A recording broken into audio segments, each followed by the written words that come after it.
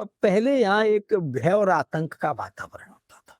बहुत काम हुए और बहुत काम हो चुके हैं, बहुत काम चल रहे हैं और बहुत कामों की घोषणा हुई है। लेकिन मुझे नहीं लगता कोई कांग्रेस के है, हमें एक दिन नहीं लगता। टूटे हुए सपने की सुने कौन किसकी, अंतर को चीर व्यथा पलकों पर ठिठकी, हार नहीं मानूंगा राग नहीं ठानूंगा, काल के काल पर लिखता मिटाता हूँ गीत नया गाता, गीत नया गाता।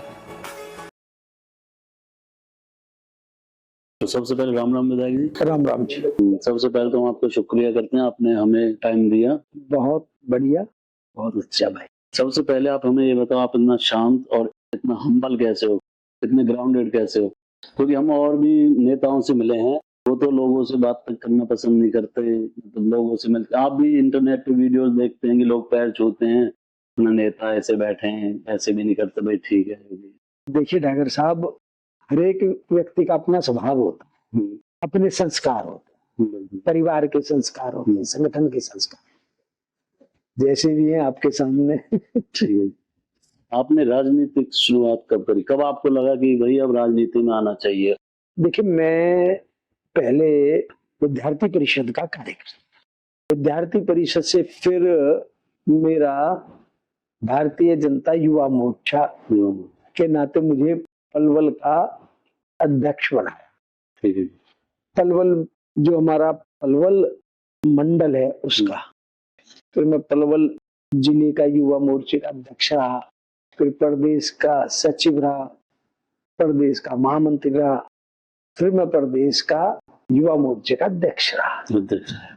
उसके बाद फिर मैं पार्टी के अंदर सचिव की जिम्मेवारी रही, प्रवक्ता की जिम्मेवारी रही, पार्टी के महामंत्री के नाते जिम्मेवारी रही, पार्टी के कोषाध्यक्ष के नाते रही।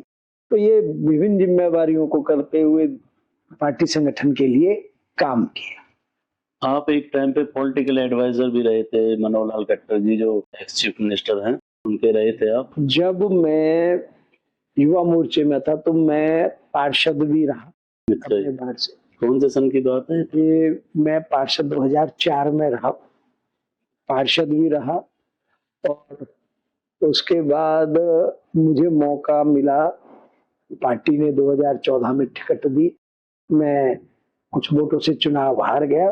तो उस समय भारतीय जनता पार्टी की सरकार बनी, प्रदेश के मुख्यमंत्री आदरणीय मनोहर लाल खट्टर जी बने, पार्टी ने, संगठन ने और प्रदेश के मुख्यमंत्री माननीय मनोहर लाल खट्टर जी ने मुझे राजनीतिक सचिव के नाते प्रदेश की सेवा करने का मौका दिया।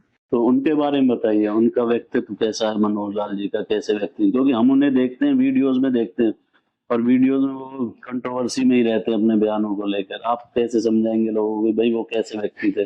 नहीं, कंट्रोवर्सी में नहीं। देखिए, 2014 में जब हरियाणा के अंदर पहली बार भारतीय जनता पार्टी की सरकार बनी, पहली बार आदरणीय मनोहर लाल खट्टर जी विधायक बने, पहली बार ही प्रदेश के मुख्यमंत्री बने, तो पूरे प्रदेश के अंदर रिकॉर्ड तोड़ विकास कार्य हुए और ऐसे ऐसे काम हुए, ईमानदारी से युवाओं को प्रदेश को नौकरी मिली ट्रांसपेरेंसी के आधार पर, और जो ये ट्रांसफर पॉलिसी बनाई, बहुत ऐसे अनेकों काम किए। मेरे यहाँ पलवल के अंदर बहुत रिकॉर्ड तोड़ विकास कार्य हमारे प्रदेश के मुख्यमंत्री माननीय मनोहर लाल खट्टर जी ने करवाई।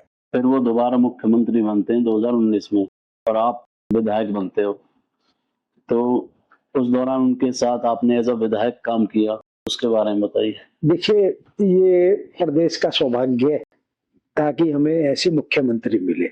2019 में पार्टी ने मुझे फिर टिकट दिया, मुझे क्षेत्र की जनता ने यहाँ से विधायक बना करके प्रदेश की सबसे बड़ी पंचायत में भेजा और मुझे क्षेत्र की सेवा करने का मौका मिला। और मैंने जो भी अपने क्षेत्र के लिए माननीय मुख्यमंत्री जी से विकास के लिए, विकास के काम के लिए, विकास के लिए कोई भी राशि मांगी तो हमें मिली। बहुत विकास कार्य, अगर मैं उनमें से कुछ विकास कार्य आपको गिनवाऊं तो पलवल के अंदर आप देखते हैं ये एलिवेटेड फ्लाईओवर बन जी, ये बहुत बड़ा काम। अगर आप देखें, विश्वकर्मा स्किल डेवलपमेंट यूनिवर्सिटी देश की पहली यूनिवर्सिटी दुधौला के अंदर हमारी सरकार के अंदर पलवल की शुगर मिल की क्षमता को बढ़ाया। हमारे यहाँ बड़ौली जो हमारा वैसे लात का क्षेत्र है, वहां पर एक कॉलेज बना, बड़ौली ब्लॉक बना। खादर का क्षेत्र हमारा भागपुर में एक 66 kV का पावर हाउस बना। बहुत बड़ी वहां बिजली की समस्या थी। हमारे यहाँ पलवल ही एक ऐसा जिला था, कोई नवोदय विद्यालय नहीं था। रसूलपुर में 30 एकड़ में नवोदय विद्यालय बना। पलवल हमारा जिला तो बन गया, पलवल के अंदर कोई स्टेडियम जिला स्तरीय नहीं था। आज आप देखिए, जब आप बुगेरा जाएंगे, 30 एकड़ में बड़ा शानदार जिला स्तरीय स्टेडियम बना है। इंडोर स्टेडियम हमारे जो सुभाष चंद्र बोस स्टेडियम है, वहां पर एक इंडोर स्टेडियम बना है, 1200 की कैपेसिटी का बड़ा शानदार स्टेडियम बना है। हमारे यहाँ कोई, पलवल जिला तो था, पलवल ही एक ऐसा जिला था कहीं कोई शहीदी स्मारक नहीं था। तो शहीद उधम सिंह पार्क के अंदर तो शहीदी स्मारक बनाने का काम हमारी सरकार में हुआ है। और अगर जिसका हमारे प्रदेश के मुख्यमंत्री माननीय नायब सैनी जी ने उद्घाटन किया। अगर आप यहाँ पूर्वांचल भाइयों के लिए कोई ऐसा स्थान नहीं था, 2 एकड़ में पूर्वांचल भाइयों के लिए एक पौंड का निर्माण कराया, जिससे बहुत बड़ी संख्या में जो हमारे पूर्वांचल भाई रहते हैं, छठ मैया का पूजन करते हैं, भी आने वाला है। आप वहां देखेंगे तो आपको लगेगा कि एक बहुत अच्छी और शानदार जगह हमारे पूर्वांचल भाइयों को मिली है। और हमने पलवल के अंदर देखिए, KGP, KMP, Delhi Baroda road, अगर मैं बात करूं, आज पलवल कनेक्टिविटी की दृष्टि से न केवल हरियाणा, सारे देश में भारत के मानचित्र पर सबसे अव्वल होने जा रहा है। KGP, KMP, Delhi Baroda road, elevated flyover, इन सब से कनेक्टिविटी, और पलवल से लेकर के सोनीपत तक एक रेल कॉरिडोर केएमपी के साथ साथ बहुत तेज गति से काम चल रहा है। जेवर एयरपोर्ट से कनेक्टिविटी, चाहे वो रेल मार्ग है, चाहे वो सड़क मार्ग है, चाहे वो हवाई मार्ग है, उससे पलवल की कनेक्टिविटी बहुत बड़ी। और मैं बात करूं तो हमारे यहाँ माननीय मुख्यमंत्री उस समय मनोहर लाल खट्टर जी थे, तो मेट्रो से भी पलवल जुड़े, बल्लमगढ़ से लेकर के पलवल तक भी मेट्रो लाने की, ऐसे अनेकों बहुत ऐसे काम जो हमारे इन सरकार में हुए हैं, रिकॉर्ड तोड़ काम हो। न केवल पलवल, पूरे पलवल जिले के अंदर, पलवल भी 3 विधानसभा क्षेत्र में भी, होडल विधानसभा क्षेत्र। अभी आपने एलिवेटेड फ्लाईओवर की बात की, कुछ लोग ये आरोप लगाते हैं भाई ये पहले 6 लेन था, जी, ये 4 लेन कैसे हो गया? नहीं, ये कभी 6 लेन नहीं था। जब ये पहले इसको फ्लाईओवर बना रहे थे, और जो वो फ्लाईओवर बन रहा था, अगर वो फ्लाईओवर बन जाता तो पलवल का दुर्भाग्य होता। पलवल के अंदर पलवल शहर 2 हिस्सों में बढ़ जाता, ना कोई बस अड्डे पर कट था, ना रसूलपुर रोड पर कट था, केवल 2 कट थे, एक हलालपुर चौक पर और एक किटवाड़ी चौक। अगर आपको अगर बस अड्डे जाना होता तो पहले आप रेलवे स्टेशन यहाँ से क्रॉस करके पहले आप यहाँ से जाते हुए सीधा आगरा चौक जाते, वहां से यू टर्न लेकर के फिर आप बस अड्डे। लेकिन इसे एलिवेटेड फ्लाईओवर के बनने से वो सारी समस्या दूर हो गई, और आज 4 लेन ऊपर है, 10 लेन नीचे है। सारे हरियाणा के अंदर से 14 लेन का आज हमारे पास हमारा हाईवे। पॉलिटिकली अगर कोई कहता है तो नहीं, और आज आप देख रहे हैं इससे बहुत बड़ी राहत हमें मिली। और इसके साथ साथ मैं बताना चाहूं, हमारे यहाँ थोड़ा ट्रैफिक वहां तो रहता है, जब हम जेवर साइड से आते हैं तो वो इंटरचेंज, लेकिन अब वहां इंटरचेंज तिलक के अंदर इंटरचेंज बन गया। उस इंटरचेंज के बनने से हैवी ट्रैफिक अब सीधे केजीपी के ऊपर चले जाते, तो वो भी एक बहुत बड़ा काम हमारी सरकार के अंदर। ठीक है जी, अब आपने मनोहर लाल जी के इतने काम गिनवाए, लेकिन फिर पार्टी की ऐसी क्या मजबूरी रही कि इनको 9.5 साल के बाद इस्तीफा देना पड़ा सीएम पद से और सीएम सैनी को बनाना पड़ा। नहीं, ये क्या जब वो ये अगर उन्होंने इतने ही अच्छे काम किए थे, जब वो प्रदेश का नेतृत्व करके प्रदेश के काम को देख, तब तो आप तो सारे देश भर के काम को देख रहे हैं। कहीं वो बीजेपी को ये डर तो नहीं था कि इनके नेतृत्व में हम चुनाव हार सकते हैं, ना सीएम सैनी को लाए कि ओबीसी चेहरा रहेगा, ओबीसी वोट बैंक हमारे पास बना भारतीय रहेगा। जनता पार्टी कभी भी बात करते सबको साथ लेकर के। भारतीय जनता पार्टी आज इस बात के लिए नहीं है, देखिए 2014 में हमारी सरकार बनी, 2019 में हमारी सरकार बनी, 2024 में हमारी सरकार, सारे चुनावों में भारतीय जनता पार्टी की सरकार बनी है। और ये जो काम हुए हैं, ये जो विकास, लगातार विकास कार्य हो रहे हैं, ये उनकी देन। सीएम सैनी के बारे में जो अपोजिशन है वो कहती है कि अपने मन से कुछ नहीं करते, ये तो जो बीजेपी हाईकमान से ऑर्डर आता है उसको करते हैं। आपने भी सुना होगा भाई, अभी अभय चौटालानी जी ने भी ऐसी आज जब से हमारे प्रदेश के मुख्यमंत्री आदरणीय नायब सैनी जी बने हैं, वो जो विकास की गति है वो कहीं कम नहीं हुई है और वो विकास की गति बढ़ी है। और आज हमें प्रदेश में ऐसे मुख्यमंत्री नायब सैनी जी के रूप में मिले हैं जो जनता के लिए, अगर आज मुख्यमंत्री को रात को 12 बजे भी जाता है तो हमारे प्रदेश के मुख्यमंत्री हाजिर रहते हैं, कभी भी कोई भी। और लगातार 1 साल अभी पूरा हुआ, इन 1 साल के अंदर बहुत प्रदेश के अंदर विकास के कार्यों को बहुत गति मिली है। और आज प्रदेश के अंदर ऐसा मुख्यमंत्री है जो सबके विकास की बात कर रहे हैं, जो सबको साथ लेकर के सबका विकास भी करवा रहे हैं और समान रूप से विकास करवा रहे हैं।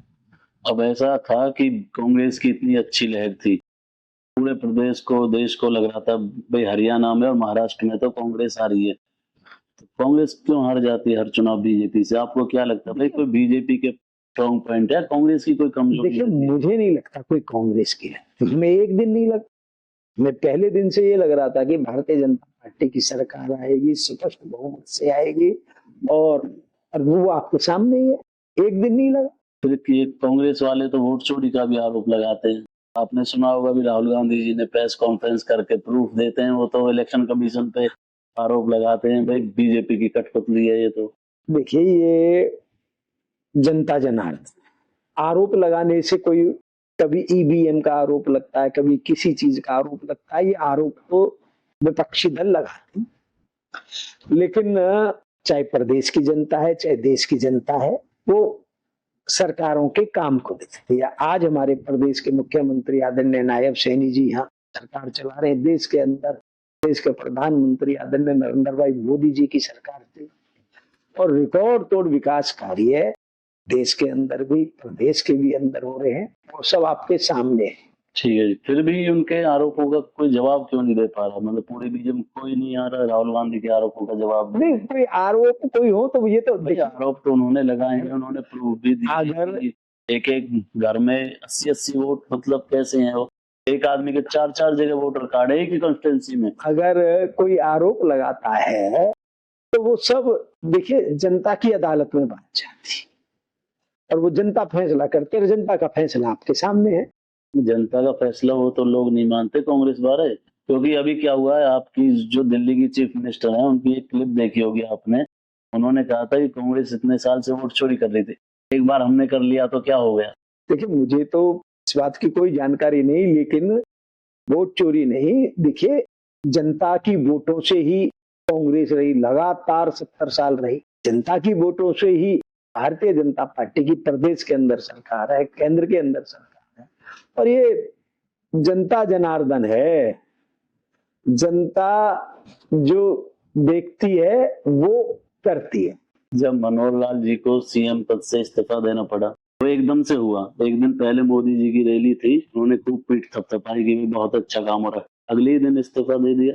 आप लोगों को कुछ है इसके बारे में कि ऐसा होने जा रहा है? देखिए, भारतीय जनता पार्टी है, भारतीय जनता पार्टी को लगता है सब एक कार्यकर्ता है, लगता है कि भाई पार्टी को कार्यकर्ता के नाते कहाँ काम करना, लगता है संगठन में काम करना, संगठन में काम करेगा, लगता है कि प्रदेश में काम करना, प्रदेश में काम करेंगे, लगता है कि राष्ट्रीय राजनीति में काम करना था, राष्ट्रीय राजनीति में काम करेंगे। ये एक कार्यकर्ता के भाव को लेकर के काम करने वाली पार्टी है भारतीय जनता पार्टी। आप लोगों को इस चीज का अंदेशा था कि ऐसा होगा या एकदम से हुआ था? आपको भी नहीं पता? देखिए, ये मैंने मैंने बताया ना, भारतीय जनता पार्टी के अंदर कार्यकर्ता से कहाँ क्या काम, कैडर बेस पार्टी है, कहाँ क्या काम करवाना है, ये पार्टी हाईकमान जो हमारा नेतृत्व है वो तय। एक आरोप और लगता है बीजेपी पे कि जो भी इनकी सपोर्टिंग पार्टी होती है छोटी, उनको ये खत्म कर देती है, जैसे जेजेपी को कर दिया। इसके बारे में क्या कहें? क्योंकि महाराष्ट्र में देखो शिवसेना को कर दिया, कई जगह एनडीए की सरकारें चल रही हैं, एनडीए का शासन चल रहा है। ये बेबुनियादी बात अगर कोई करता है तो इन बातों का कोई अर्थ नहीं। फिर देखिए, क्योंकि बीजेपी के पास पिछले उसमें 40 विधायक थे, उसके बाद भी आपने सरकार चलाई 6 महीने, 7 विधायक उसमें जननायक जनता पार्टी के, पार्टी छोड़ के आपके साथ आ गए। मैंने कहा ना, जब प्रदेश के अंदर सरकार बनती है, प्रदेश के अंदर काम होता है, प्रदेश के अंदर चुने हुए नुमाइंदे सरकार चलाती है, तो वो आपके सामने। अब आप देखिए, लगातार तीसरी बार भारतीय जनता पार्टी की सरकार प्रदेश के अंदर बनी है, देश के अंदर बनी है। तो ये जनता का भरोसा और विश्वास भारतीय जनता पार्टी के ऊपर है, तभी हमारी सरकारें बनी। आपने 2014 का इलेक्शन भी लड़ा, 2019 का भी लड़ा, बल्कि हालांकि अब 2019 में सक्सेसफुल हो पाए विधायक बन के। तो आपने सोचा कि 2014 में क्या कमी रही थी कि जो? देखिए, हमने जो भी पलवल के विकास के लिए जिस भी काम की हमने कहा प्रदेश के मुख्यमंत्री जी से, वो काम हमारे यहाँ पर हुए। मुझे लगता है कि एक जो मैं सोचता हूं कि दिन प्रतिदिन हमारे यहाँ पानी का लेवल कम होता जाए, तो हम ये भी चाहते हैं कि यमुना के ऊपर एक बैराज बने। अगर वो बैराज बनता तो निश्चित तौर पर हमारे पानी के लेवल ऊंचे आएंगे, और इसके लिए हमने पहले भी प्रयास किया है और अब भी हम प्रयास करें। बड़ा काम है, और ये ऐसा नहीं है, ये सामूहिक रूप से करने वाला प्रयास है। अगर ये हुआ तो इससे हमारे क्षेत्र के अंदर जो धीरे धीरे पानी का लेवल कम होगा। कुछ लोग ये कहते हैं, जैसे कि 2014 में एक नेता थे हमारे एक्स एमएलए सुभाष चौधरी जी, उन्होंने इलेक्शन लड़ा था 2014 में, 19 में उन्होंने आपका सपोर्ट किया, उसकी वजह से भी आपको फायदा हुआ, इसलिए सक्सेस। देखिए, आज वो इस दुनिया में नहीं है, स्वर्गीय सुभाष चौधरी निश्चित तौर पर बहुत जुझारू नेता थे, वो भी विधायक रहे हैं, और उन्होंने भी पार्टी की बहुत सेवा सुभाष चौधरी जी, उन्होंने आपको काफी साथ दिया था 2019 पार्टी के साथ।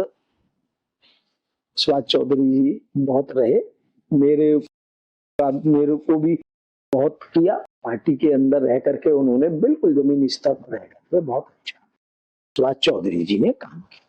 जैसा कि आपको 2024 में टिकट नहीं मिली, तो इस बात का कोई दुख कि कैसे आप एक इतने लोकप्रिय विधायक होने के बावजूद भी? देखिए, ये भारतीय जनता पार्टी है, किस कार्यकर्ता को चुनाव लड़ाना है, किस कार्यकर्ता से संगठन में काम कराना, किस कार्यकर्ता की कहाँ दायित्व करना, ये एक आम रूटीन वे की बात है। पार्टी नेतृत्व जो तय करता है, कार्यकर्ता मानते हैं।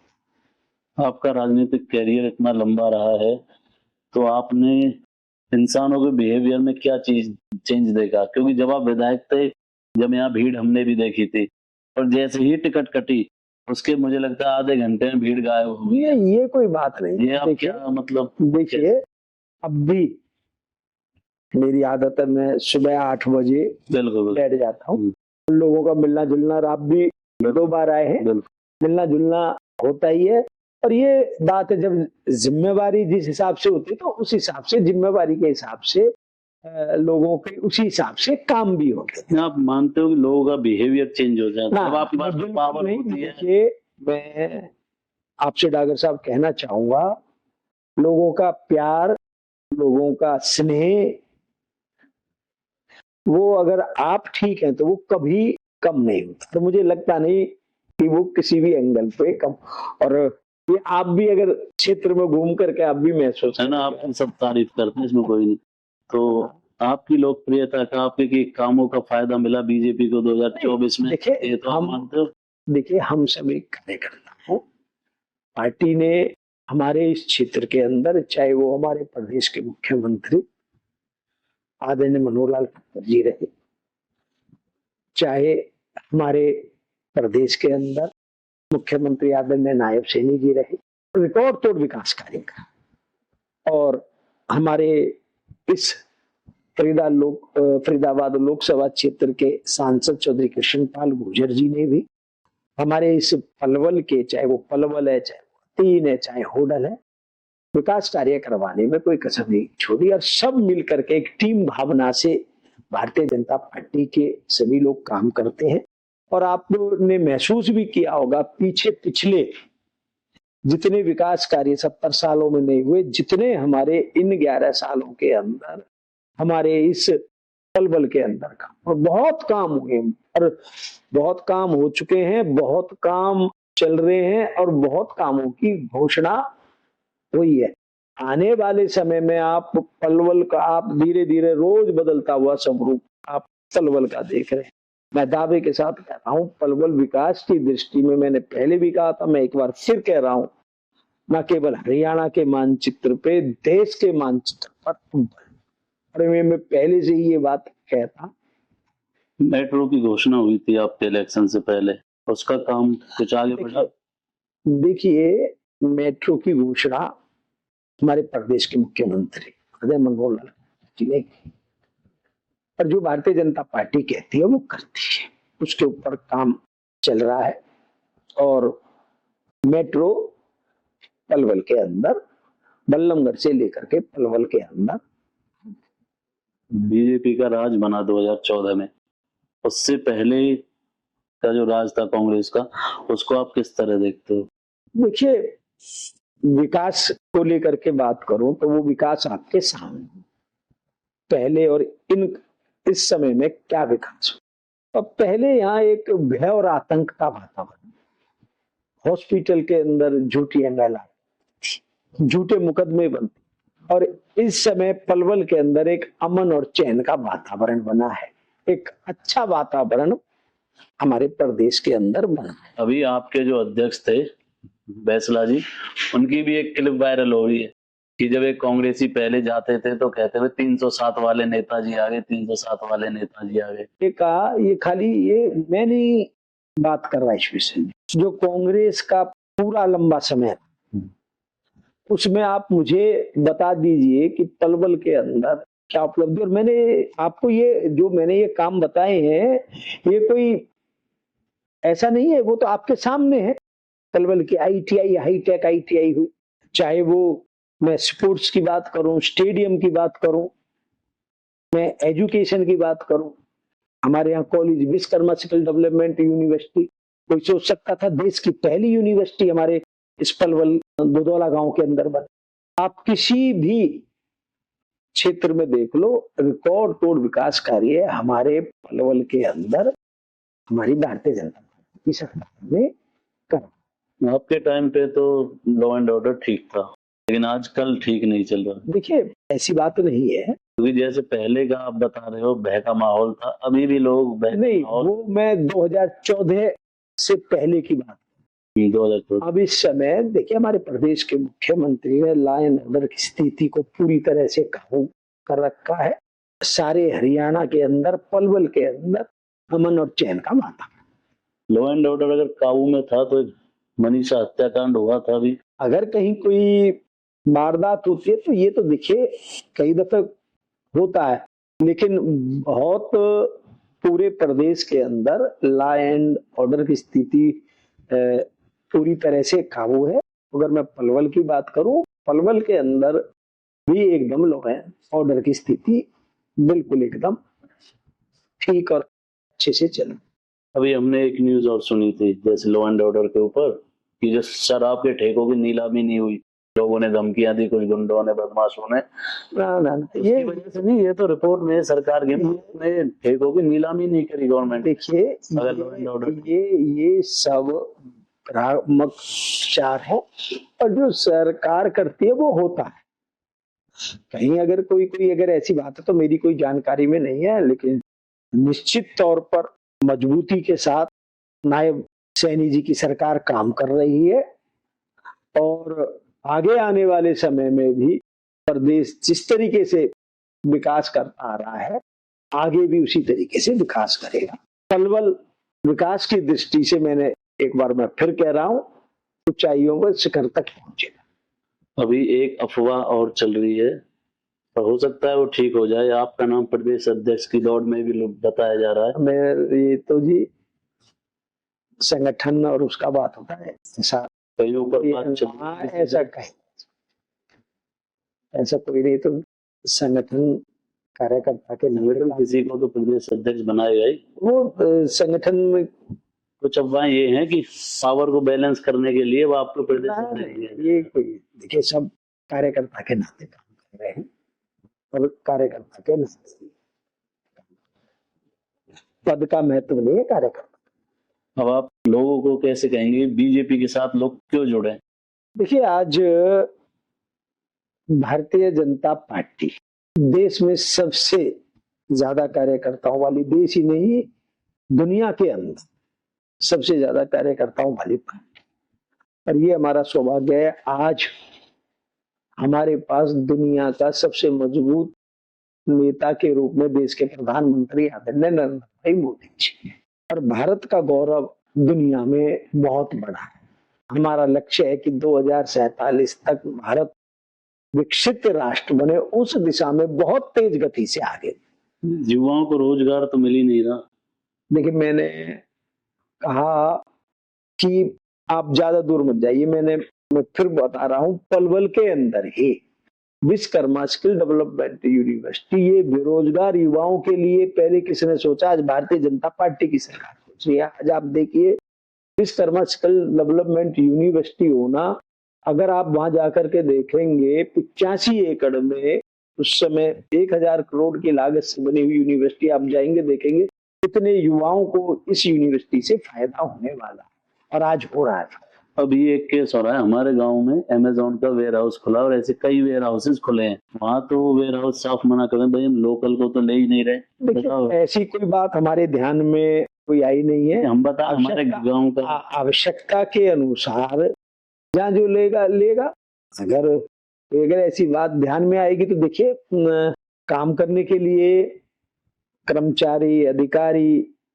एम्प्लॉइज तो सबको चाहिए ही है, तो उनकी आवश्यकता की बात है। नहीं वो ये कह रहे हैं लेंगे पर लोकल को नहीं लेंगे। नहीं, अगर ऐसा कोई सोचता भी है तो वो गलत है। नहीं बिल्कुल ठीक, अगर कोई ऐसा सोचता है तो वो गलत है। अब लोग आपसे कैसे कनेक्ट करें?